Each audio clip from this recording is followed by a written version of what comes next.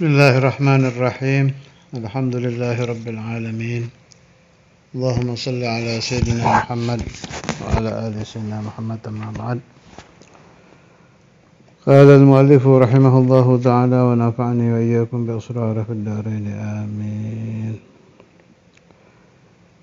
Masih babul ilm wa ammal atharu adapun athar sebelumnya akhbar alias hadis-hadis Rasulullah sallallahu alaihi wasallam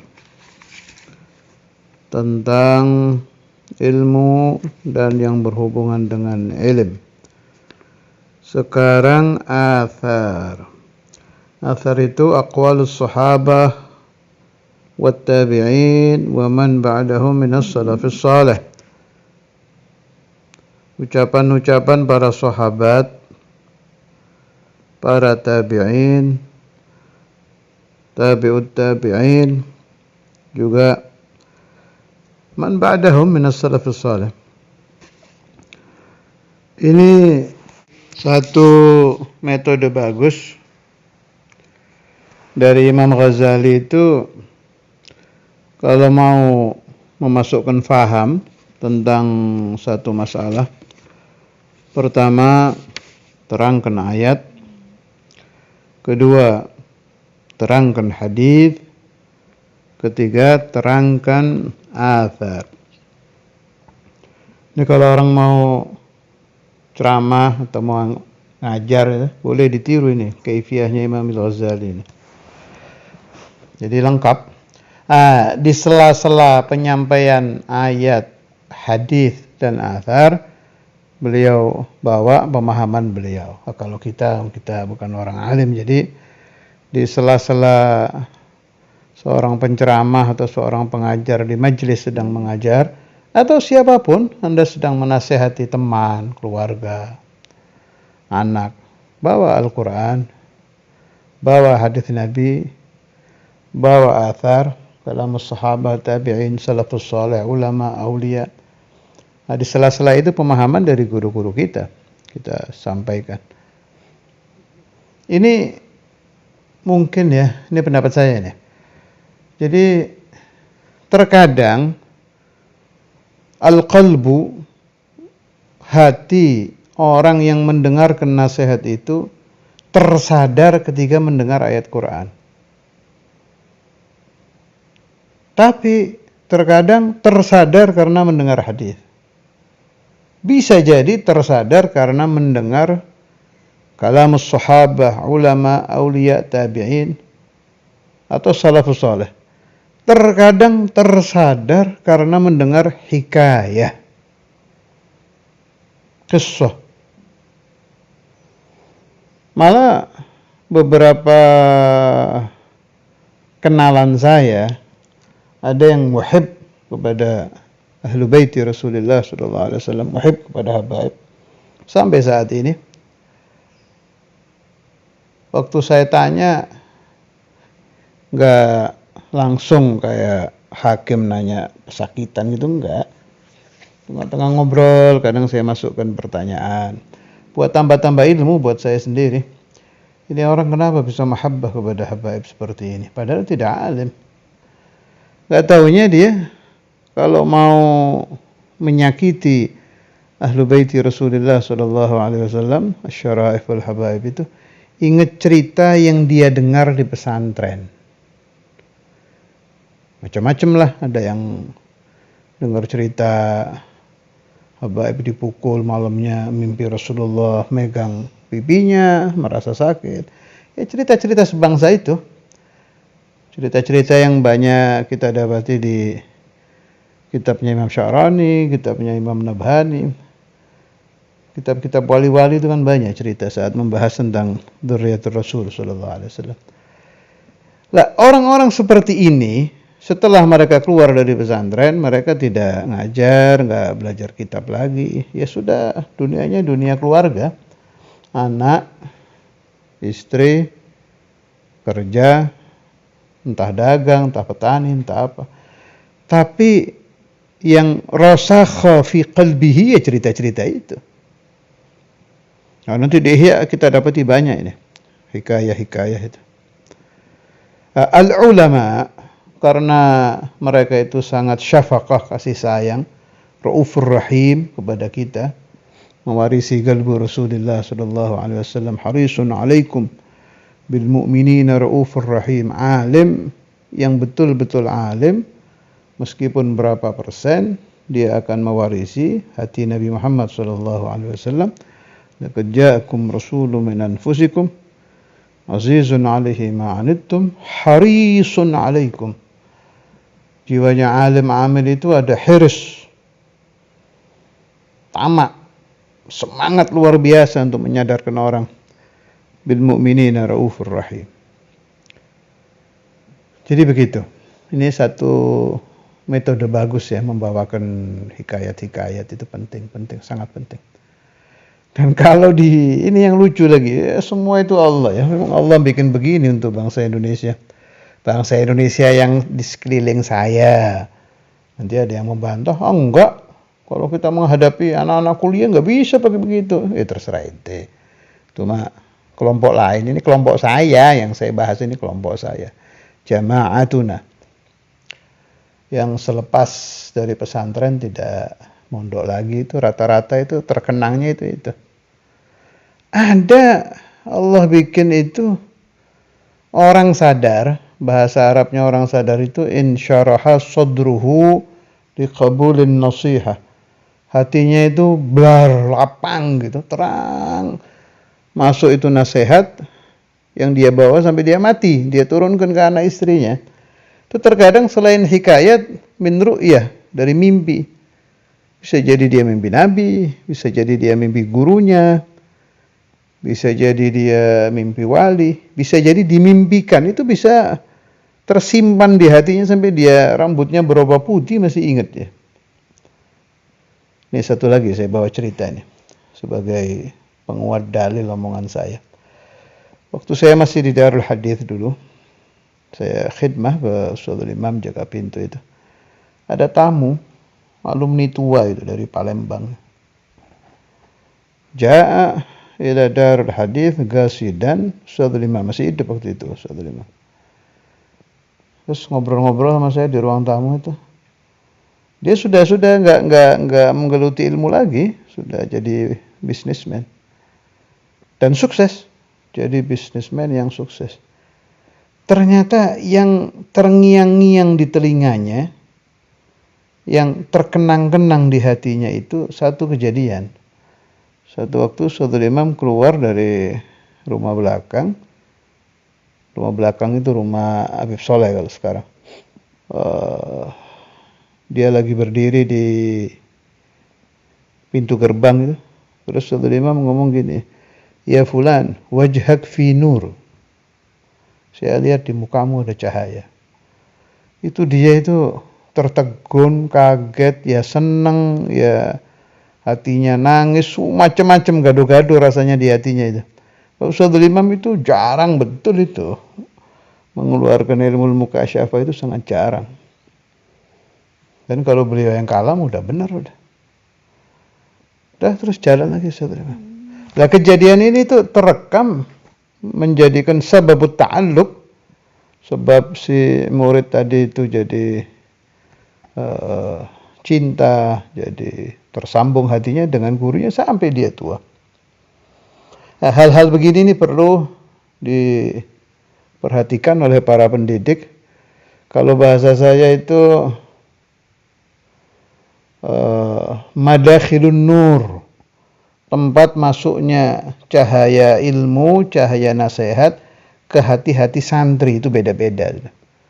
Lianna santri, karena santri itu rata-rata setelah keluar dari pesantren nggak jadi santri lagi. Masalan wahid di pesantren muridnya 100, yang setelah keluar dari pesantren ilaan mata sampai dia mati tetap menggeluti ilmu paling berapa persen? Tis'in filmiyah hidup jadi orang awam.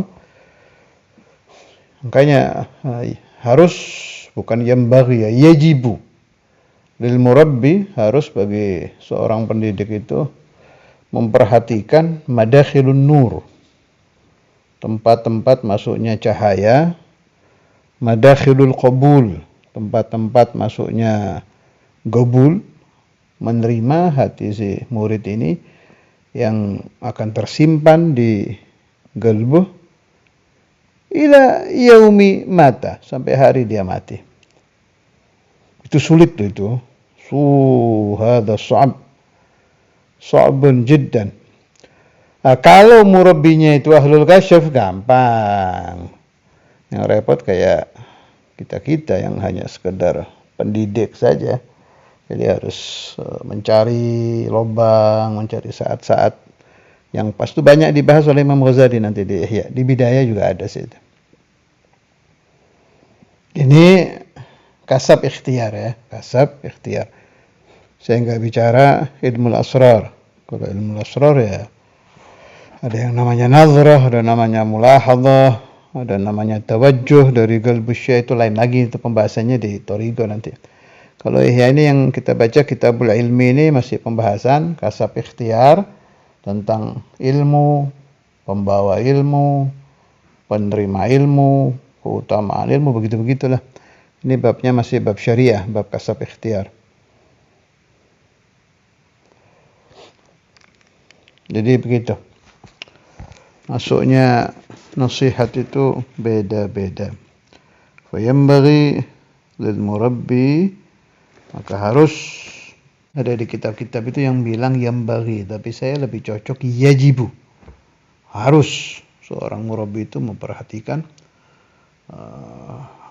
tempat-tempat masuknya nasihat dan memakai hilah. Kalau perlu hilah itu jalan keluar, jalan belakang, gimana caranya ini bisa masuk. Nah, ada satu lagi, mumpung saya ingat. Kalau ini saya dapat dari Syekhuna Ki Ahmad Athalallah Umrah. Kalau beliau bilang, bahasa beliau ini, saya pakai bahasa beliau. Kalau mau memasukkan nasihat kepada orang itu pakai bil hikmah. Bil hikmah yang beliau maksudkan itu begini, bukan hikmah ilmu nafi'.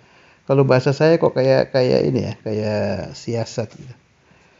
Jadi beliau ini mau si fulan ini umpama ngaji tauhid.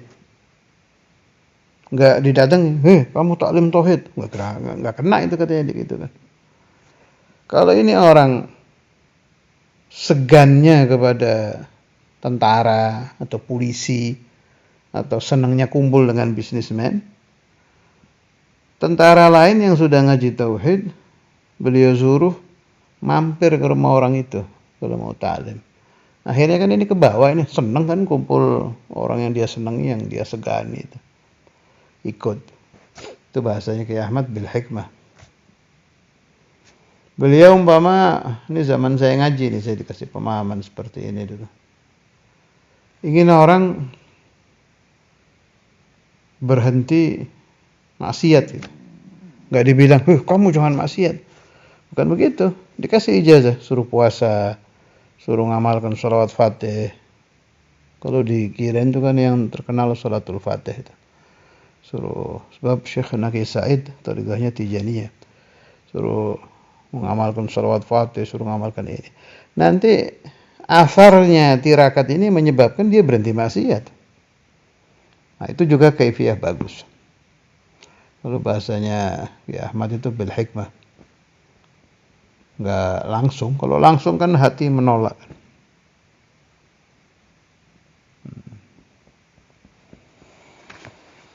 Wa ammal atharu faqad qala Aliyun. Wa ammal atharu, adapun athar, faqad maka sungguh qala telah berkata siapa?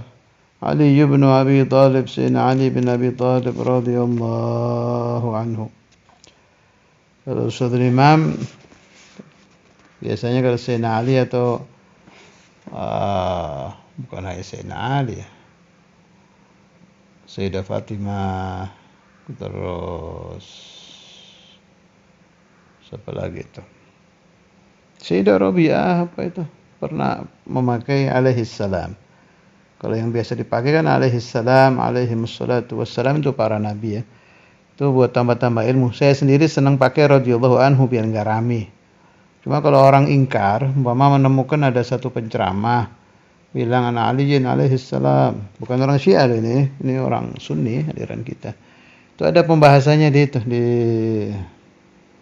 Syarah Yaqutun Nafis. Cari aja itu pembahasan yang mensyarahi kitab itu tentang bolehnya memakai alaihissalam. Bukan hanya di situ. Saya juga menemukan di beberapa kitab lain min ulama'ina dari kelompok kita Ahlussunnah wal Jamaah tentang bolehnya memakai alaihissalam. Selain untuk para nabi dan rasul. Makanya kalau saudari memakai, ya benar itu ada dalilnya. Saya pribadi nggak terlalu suka pakai, sebab bikin rame sih, bikin orang ribut.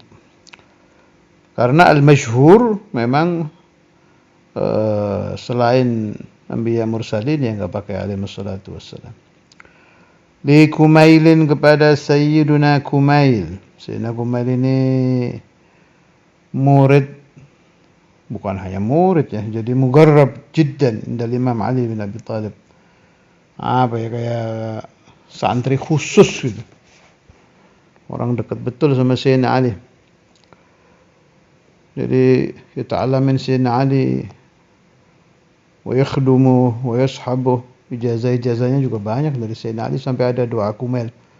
Wallah alam, saya nggak tahu itu doa Kumail dipakai enggak di kita itu di Ahlussunnah wal Jamaah. Yang jelas yang memakai doa Kumail orang-orang Syiah. Ada terkenal doa Kumail. Saya pribadi tidak memakai, sebab tidak pernah dengar guru-guru saya baik yang habaib atau yang kiai-kiai mengamalkan. Tapi Sayyidina Kumail ini memang orang luar biasa ini. Yakhdum jiddan ke Imam Ali. Ya Kumailu, wahai Kumail, al-ilmu khairun minal mal. Terkenal ini kalamnya Sayyidina Ali ini. Ilmu itu lebih baik dari harta. Jadi Kumail ini hidup di zaman Imam Ali. Memang ada kaul yang mengatakan beliau sempat hidup di zaman Nabi, tapi itu qila. Kalau yang terkenal Kumail ini hidup di zaman Imam Ali, berarti termasuk tabi'in. Al-ilmu yahrusuka, menjaga engkau, wa anta tahrusul mala, dan engkau menjaga harta. Wal ilmu hakimun, ilmu itu menjadi hakim yang menghukumi, wal malu mahkumun alaih, harta menjadi yang dihakimi. Wal malu tangusuhun nafaqatu wal ilmu yazku bil infaq. Harta menguranginya nafkah. Uang kalau diberikan berkurang. Wal ilmu, kalau ilmu apabila diberikan yazku. Yazku dari zakah. Zakah lughatan annama, bertambah. Yazku bertambah bil infaq, dengan dinafkahkan. Jadi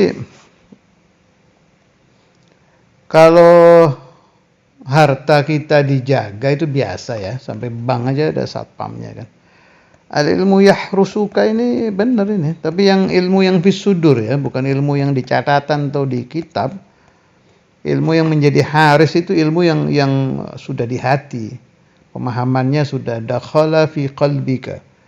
Kalau ilmu yang mawjud fi kitabika yang enggak yahrusuka. Lah ilmu yahrusuka itu yang fi sodrik, ini penting, tidak harus hafal. Lah, pemahaman sudah masuk, yakfi. Saya bilang yakfi ya, cukup. Lebih baik lagi kalau kalian hafal, jelas. Pahalanya beda, anwarnya beda. Tapi untuk kita-kita ini yang tidak terlalu cerdas, cara saya ngaji itu mengutamakan pemahaman yang disimpan di hati itu. Gak kuat sih kalau semua harus dihafal, aduh berat. Nah, bagi beberapa santri yang diberi kelebihan di dalam kekuatan menghafal, ya ahsan. Kalau perlu, ini boleh dipakai nih satu kaifiyah nih. Umpama ini satu kaifiyah bagus nih. Ini nukilan kalamnya Sayyidina Ali tentang ilmu kan. Cari yang lain. Kalamnya Sayyidina Abu Bakar, Sayyidina Umar, Sayyidina Utsman, Sayyidina Abdullah bin Abbas tentang ilmu apa? Hafalkan. Cari kalamnya Imam 4. Syafi'i, Maliki, Hanafi, Hambali. Madza yaqulun dalam babul ilm, kan ada semua itu. Di Ihya juga banyak. Hafalkan. Kemudian cari kalamnya Aqtabul Arba'ah. Syekh Abdul Qadir, Sayyid Al-Rifai, kemudian Sayyid Al-Badawi. Siapa lagi itu? Syekh Abdul Qadir Jalani, Ahmad Kabir Al-Rifai, Sayyid Ahmad Al-Badawi, Sayyid Ibrahim Ad-Dasuqi. Kan ada majmu'ul kalamnya, kan ada semua itu. Madza yaqulun fil ilm. Hafalkan. Jangan dilupakan tariqatuna. Sayyidina Al-Faqih Muqaddam, madza qala fil ilm. Cari. Ini baru ilm aja nih. Belum al-amal, belum al-ikhlas. Kalau Anda punya otak kuat, hafalkan itu. Jelas setelah dalil Quran tentang ilmu apa, dalil hadis tentang ilmu apa, baru ini. Nah, kalau saya nggak kuat hafal semua, jadi pemahaman-pemahaman aja. Kalau bagi yang kecerdasannya sedang, bahwa ilmu, ambil Quran, hadis, satu makalah sahabah awil ulama, terserahlah siapa, ambil satu-satu itu 3. Pemahamannya boleh. Sebab nanti pemahaman kita ini akan mencakup kalam yang banyak. Hanya beda kalimatnya saja, pemahamannya yaitu itu. Sehingga babul ilm kita sudah paham. Oh, al-maksud min babil ilmi kata. Itu yang ditaruh di hati. Ditaruh di hati itu maknanya dipahami gitu, paham betul. Nah, yang sudah fis sudur baru berfungsi yahrusuka. Kalau belum dipaham, masih dicatat atau masih dihafal lafaz, tahu artinya tapi nggak ngerti maksudnya, itu belum yahrusuka. Jadi syarat al-ilmu yahrusuka itu yang sudah fi sadrika. Al-ilmu hakim wal malu mahkum alaih, ini jelas. Al-malu tangusu nafaqah wal ilmu yazgu bil infaq, juga jelas. Sealim apapun orang memahami kitab, kalau dia berhenti dari pesantren nggak ngajar lagi, ya hilang sisanya paling berapa diingatan. Wal ilmu yazgu bil infaq. Bil infaq bermakna dia mengajar, atau dia berceramah, atau dia mengarang, atau dia memberi nasihat. Al-muhim yunfiqu ilmahu, itu akan membuat ilmunya semakin bertambah. Satu, ingatan tentang ilmunya nggak hilang, ini satu nih. Nah, kedua, bertambah. Ma makna bertambah? Wa min ajaibil ilmi, dari keajaiban ilmu itu, begitu kamu menerangkan masalah itu muncul pemahaman baru itu. Itu memang benar itu. Jadi al-ilmu yazgu bil infaq. Al-ilmu kalau diajarkan itu yuthmiru, membuahkan pemahaman jadid. Makanya orang-orang sekali berimam Syafi'i itu satu dalil, kadang satu malam nggak habis buat yastakhrijul mafhum min dalilin wahid. Orang-orang yang papan atas ini. Nah, kalau kita ya lumayan ya, satu dalil bisa 2 pemahaman, sudah bagus. Kemudian yazgu bil infaq itu diantara maknanya itu ilmu yang diajarkan itu nanti pendengar ingat, oh iya betul, saya umpama mengeluarkan hadis man shalla alayya dapat ini. Nanti pendengar kan ngomong, iya saya mengamalkan sholawat berhasil ini. Nah, ini kan jadi syahid ini, jadi saksi kejadian itu. Masya Allah, Sayyidina Ali. Ini hebat ini kalam ini. Al-ilmu khairan minal mal. Al-ilmu yahrusuka wa anta tahrusul mal. Wal-ilmu hakim wal-malu mahkum alaih. Wal-malu tangusuhu nafaqah wal-ilmu yazku bil-infaq. Itu kerjaannya Imamul Habr itu. Yunfiqul ilma. Malah dikatakan di Qasidah Habbal Liga itu yang kalamnya Habib Muhammad Muhdhar kan. Al-Imam Al-Habr itu diakui gurunya Al-Habib Muhammad bin Ahmad Al-Muhdhar bahwa beliau termasuk orang yang yunfiq, menafaqahkan al-ilm. Ish al-qasidah hadha wa anfaqa. Wa anfaqa, dhamirnya kembali ke Imamul Habib Abdul Qadir. Wa anfaqa, dan menafkahkan siapa? Al-Habib Abdul Qadir bin Ahmad bin Faqih fi ta'limihi, di dalam majelis ta'lim beliau, al-ilma, ilmu, kasbahu, itu kerjaan beliau tiap hari, ya itu. Jadi Imam Al-Habib Abdul Qadir itu tidak tijarah, tidak berdagang, tidak berkebun, tidak bertani, tidak berpolitik, nggak ada sudah. Kasabnya, kerjanya tiap hari yang ajar. Dan orang menafkahkan itu kan bisa uang, bisa makanan, bisa kendaraan, bisa macam-macam. Tapi sebaik-baiknya yang diberikan manusia kepada manusia lain, sebaik-baiknya jenis nafkah yang diberikan insan kepada insan yang lain adalah al-ilm. Dan itu yang menjadi kasab, menjadi syughul, menjadi pekerjaan harian Maulana Imam Al-Habr Al-Qutb Al-Habib Abdul Qadir bin Ahmad bin Faqih, sampai-sampai diakui oleh gurunya dalam bait syair itu, wa ani bihi Syekhul Ulum Ibnu Ahmad Abdul Faqih Abdul Ghidha wa tibbahu wa qama bidarsil ilmi lillahi mukhlishan wa anfaqa fi ta'limihi al-ilma kasbahu. Wa kadzalika Syekhuna al-Imam Al-Hafidh Al-Musnid Al-Qutb Al-Habib Abdullah bin Abdul Qadir bin Faqih, fakana al-imaman, imaman itu kasabnya adalah ta'lim, syughulnya adalah ta'lim, pekerjaan harian kedua beliau itu adalah ta'lim. Ada nasihatnya Ustadzul Imam juga kan, waktu menasihati muridnya itu, Syekhuna Muallim Abdul Mu'id, dinasihati, ya Abdul Mu'id, nggak tahu pakai Abdul Mu'id apa langsung, pokoknya kalamnya begini. Saya dapat dari Muallim Mu'id ini. Ij'alit ta'lim syughlan syaghil. Kalau nahunya syughlan syaghilah, tapi itu lagi nasihat mukhatabah. Ij'alit ta'lim syughlan syaghil. Jadikanlah olehmu mengajar itu sebagai syughul, pekerjaan, syaghilan, yang menyibukkan engkau sehingga nggak ada kesempatan untuk kerjaan yang lain. Wa hakadha al-ulama seperti Imam Al-Ghazali dan lain-lain itu ya kerjaan hariannya itu ta'lim saja.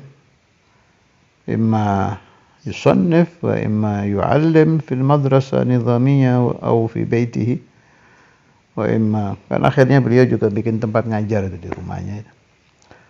Wa imma yansah, pokoknya suluknya haula al-imamain wal qudama amsalul Imam Al-Ghazali itu ya at-ta'lim. Allah yanfa'ani wa iyyakum min barakatihim wa asrarihim wa anwarihim wa ulumihim wa nafahatihim wa imdadatihim wa ishraqatihim wa nadharatihim wa kursiyatihim wa barakatihim fi din dunya wal akhirah lana wa li ahbabina wa auladina wa banatina wa dhararina wa man ta'allaqa bina wa man sami'a kalamana ala ad-dawam fi lutf wa afiyah bila mihna dunya wal akhirah wa ila arwahihim wa ila arwahi jami'il ulama wal awliya wal anbiya wal mursalin wa ila arwah al-Imam Al-Ghazali السيد الكتب حبيب عبد الله بن فيصل والهب عبد القادر بالفيل والحبيب علوي بن شهاب حبيب أبو بكر محمد السقاف وسلم أربعة شيخنا كسيد شيخنا كأرمياء شيخنا أبي عبيدة وجميع مشايخنا في أي مكان كان من أي مكان كان وفي أي بقعة حلت أرواحهم نفعني وإياكم من بركات الجميع وإلى حضرة النبي محمد صلى الله عليه وسلم. الفاتحة.